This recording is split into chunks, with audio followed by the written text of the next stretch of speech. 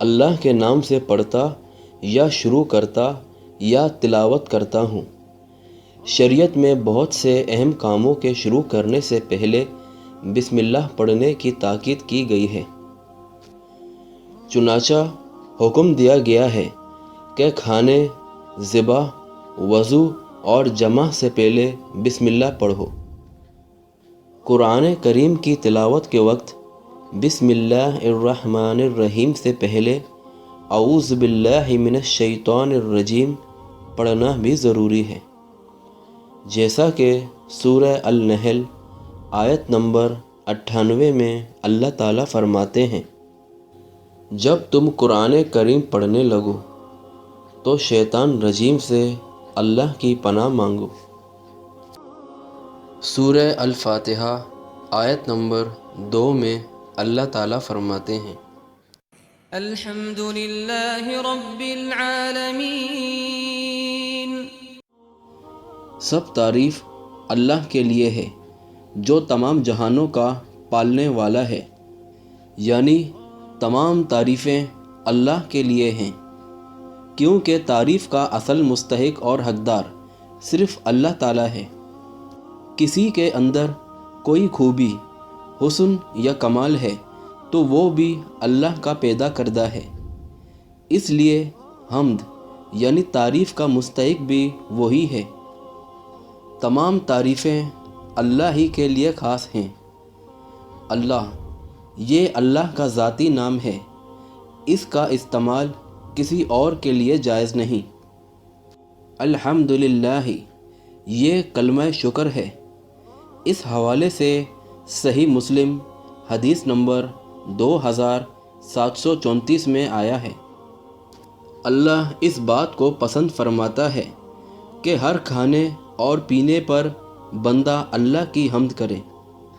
رب اللہ تعالیٰ کے اسماء حسنہ میں سے ہے، جس کے معنی ہیں ہر چیز کو پیدا کر کے اس کی ضرورت مہیا کرنے اور اس کو تکمیل تک پہنچانے والا۔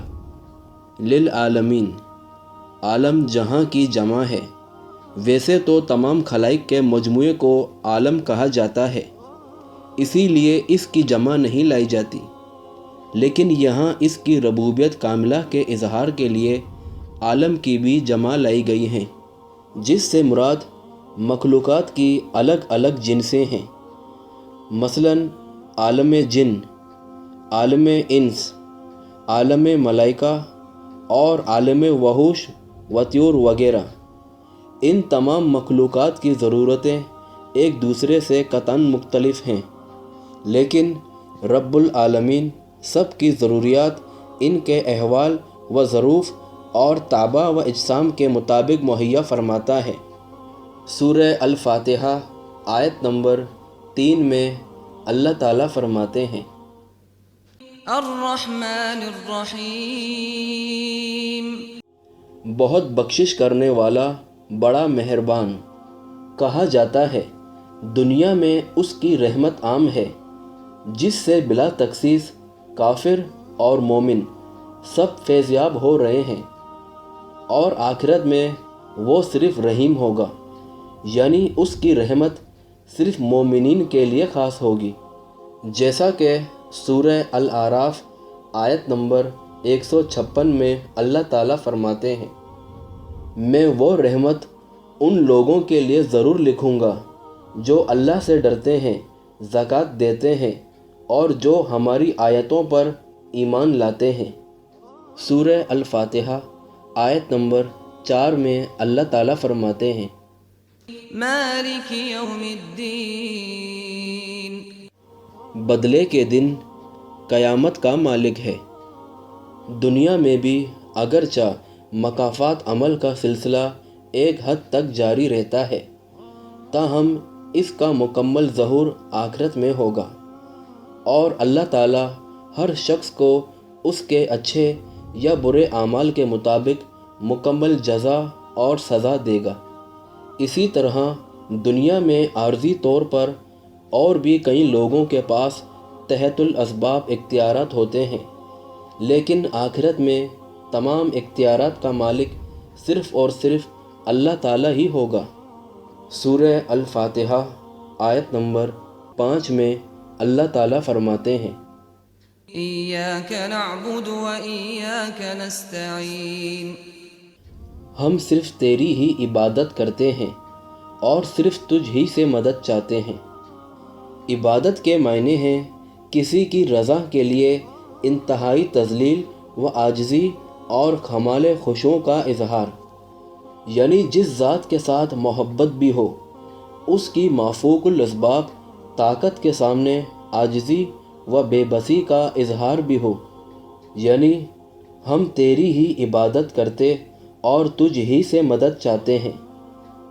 اس اعتبار سے نہ عبادت اللہ کے سوا کسی اور کی جائز ہے اور نہ استعانت ہی کسی اور سے جائز ہے۔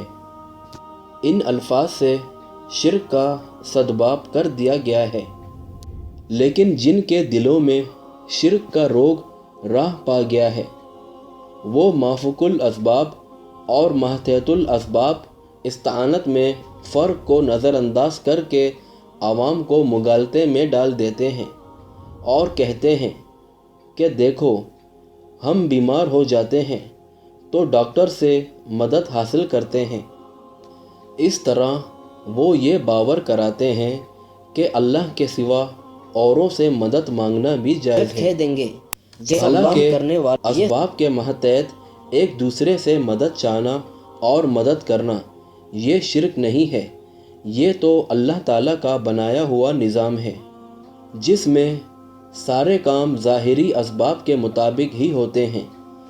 حتیٰ کہ انبیاء بھی انسانوں کی مدد حاصل کرتے تھے، جیسا کہ حضرت عیسیٰ علیہ السلام نے فرمایا سورہ الصف آیت نمبر 14 میں، اللہ کے دین کے لیے کون میرا مددگار ہے؟ اور سورہ المائدہ آیت نمبر 2 میں اللہ تعالیٰ فرماتے ہیں نیکی اور تقوی کے کاموں پر ایک دوسرے کی مدد کرو۔ ظاہر بات ہے کہ یہ تعاون نہ ممنوع ہے نہ شرک۔ اس کا اصطلاحی شرک سے کیا تعلق؟ شرک تو یہ ہے کہ ایسے شخص سے مدد طلب کی جائے جو ظاہری اسباب کے لحاظ سے